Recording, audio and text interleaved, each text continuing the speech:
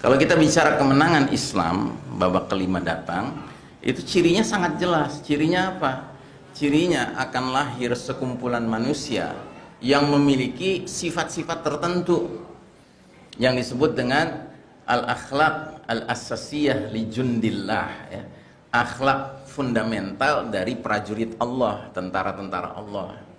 Itu kalau mulai lahir manusia-manusia yang punya kriteria akhlak fundamental itu, barulah jadwal itu makin dekat, makin kelihatan. Sebab kalau sudah mulai muncul generasi seperti itu, maka tidak bisa tidak sebentar lagi Allah akan hadirkan pimpinannya gitu. Jangan dibalik. Jangan nunggu pimpinannya datang Al-Mahdi baru kita menyesuaikan diri dengan Al-Mahdi, ya. Nggak sempet. Karena keburu kita kena jeratan dari para antek-antek Dajjal gitu. Makanya saya nggak pernah setuju dengan ungkapan jadi Ustadz kita tinggal nunggu Al-Mahdi datang. Nggak ada ceritanya nunggu Al-Mahdi datang. Yang ada adalah mempersiapkan diri supaya kalau Al-Mahdi datang kita pantas bergabung dengan Al-Mahdi. Nah, apa itu akhlak fundamental daripada tentara Allah yang layak bergabung dengan Al-Mahdi? Nah, akhlak itu diterangkan di surat Al-Maidah, ya. Ayat berapa? Ayat 54, 55, 56, ya. 3 ayat ini mengungkapkan 6 kriteria jundullah atau tentara Allah, ya. Nah, ini 54, 55, 56.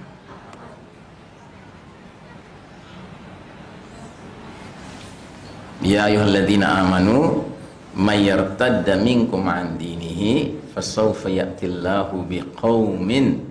Hai orang-orang beriman, barang siapa di antara kalian yang murtad dari agamanya, maka kelak Allah akan mendatangkan suatu kaum, ya. Kenapa kita pilih ayat ini atau kita bahas ayat ini? Karena ciri daripada babak keempat ini, babak mulkan jabriyatan ini adalah merebaknya fenomena riddah, fenomena kemurtadan itu.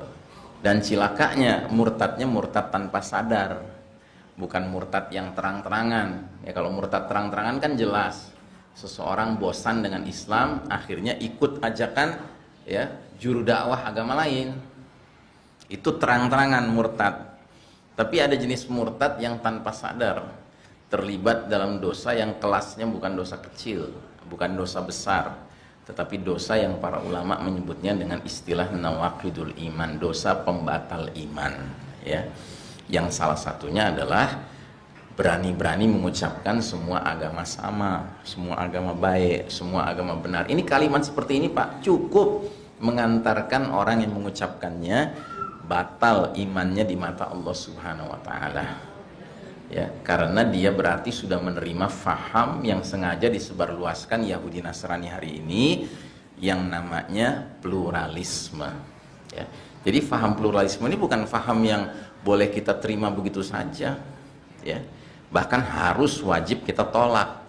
Karena kalau faham ini sudah ketelen sama diri seorang muslim, biasanya nanti dia gampang ngeluarin kata-kata tadi, kata-kata yang sebenarnya kategorinya sudah membatalkan iman.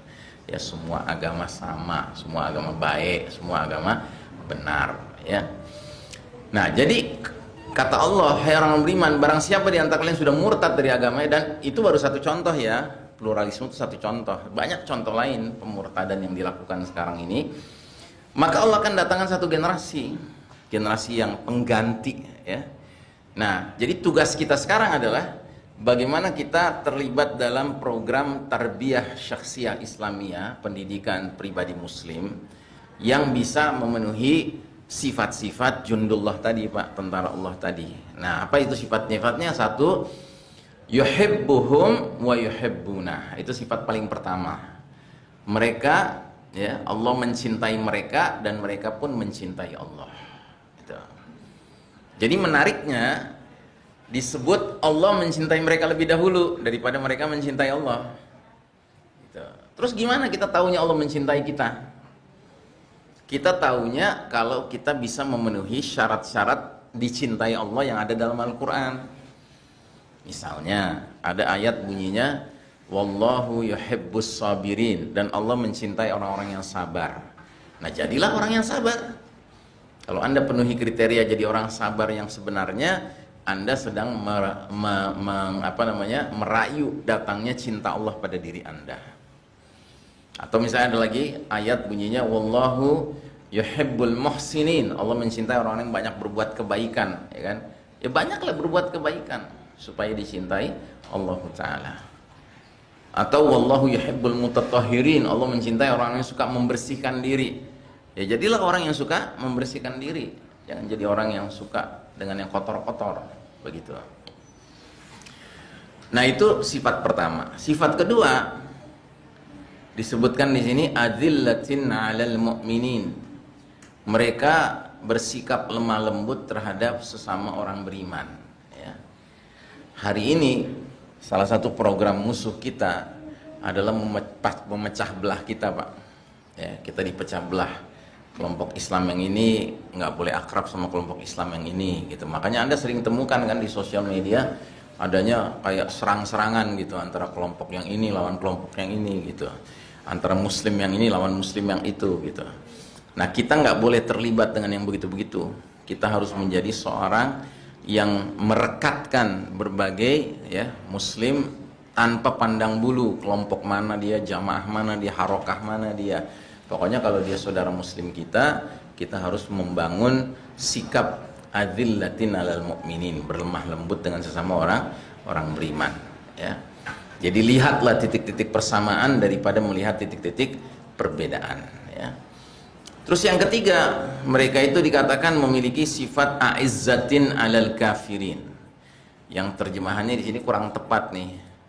Bersikap keras terhadap orang-orang kafir. Bukan bersikap keras, Pak. A'izzah itu artinya mempunyai marwah izzah di hadapan orang kafir. Ya, jadi terhadap orang kafir dia nggak lemah mental, nggak ngelihat orang kafir itu kaya terus dia jadi ciut nyalinya, bahkan kerjanya nempel-nempel biar kecipratan gitu, ya kan, sebagian hartanya gitu. Atau ngelihat penguasa punya kekayaan deket-deket sama penguasa gitu, nanti diatur-atur sama penguasa, ya kan. Nah, dia harus punya izzah, punya kehormatan diri yang dia jaga. Ya, jangan dia kelihatan sama orang kafir itu justru tunduk-tunduk, inggih-inggih gitu sama orang kafir, ya. Terus yang berikutnya, apa ciri mereka? Yujahiduna fi sabilillah. Mereka berjihad di jalan Allah. Jadi beragamanya mereka bukan hanya beragama dalam rangka mengejar pahala pribadi untuk masuk surga sendirian, tapi mereka ingin beragama yang nilainya jihad di jalan Allah Subhanahu wa taala. Berjuang di jalan Allah Subhanahu wa taala. Ya. Itu sifat mereka yang keempat. Yang kelima, sifat mereka wala yakhafuna laumata laim. Mereka tidak takut kepada celaan orang yang suka mencela, ya. Mau dia dituduh rada ikal kayak tukang jual telur kayak gitu, nggak peduli dia. Gitu. Toh yang nyebut manusia, tahu kan tukang jual telur, ya kan, rada ikal, tahu ya, gitu, ya. Ini kan celaan-celaan yang disampaikan oleh para pembenci Islam dan umat Islam dan pejuang Islam kepada mereka-mereka yang berusaha amar ma'ruf nahi mungkar. Nah, kita nggak usah peduli dengan celaan itu, ya kan. Dia tidak takut dengan celaan itu selagi yang mencela manusia. Dia tidak takut. Tapi kalau sudah yang mencela Allah, Rasul, mencela perbuatan gini, dia terlibat dalam perbuatan ini, dia harus khawatir. Ya, Rasul mencela orang berbuat begini, terus dia punya sifat itu, ya dia harus khawatir. Tapi kalau yang mencela manusia, ya kata orang Sunda SBT, sebodoh ting, gitu. Ya. Nggak ada yang orang Sunda di sini ya, kecuali istri saya. Nah, jadi saudaraku rahimakumullah, yang keenam, ciri jundullah itu mereka punya struktur loyalitas yang jelas, ya, disebutkan di ayat 55-nya innama waliyukumullahu wa rasuluhu walladzina amanu alladzina yuqimunas sholata wa yu'tunaz zakata wa hum raki'un. Sesungguhnya penolong kalian hanyalah Allah, Rasulnya, dan orang-orang beriman. Jadi struktur loyalitas mereka, kesetiaan mereka, kepatuhan mereka tuh jelas. Allah number one, Rasul number two, orang-orang beriman number three. Dengan catatan bukan sembarang orang beriman, tapi orang beriman yang memenuhi kriteria selalu menegakkan sholat, kemudian menunaikan zakat, dan tunduk kepada hukum Allah Subhanahu wa ta'ala, ya. Nah, jika keenam kriteria ini terpenuhi, janji Allah di ayat 56 adalah fa inna hizballahi humul ghalibun. Maka sesungguhnya partai Allah, pengikut agama Allah pasti menang gitu. Nah, jadi kembali ke pertanyaan Ibu kan tadi, kapan kita akan bisa menjemput fase kemenangan itu berbanding lurus dengan kapan kita mencetak diri-diri kita, keluarga-keluarga kita memenuhi kriteria jundullah, tentara Allah itu. Dan jika itu dinilai Allah sudah cukup jumlahnya, ya, nanti Allah baru menghadirkan sang pemimpin Al-Mahdi. Ya, Al-Mahdi tidak mungkin muncul ketika belum ada pengikutnya, belum ada pendukungnya, begitu, ya. Wallahu a'lam bishawab.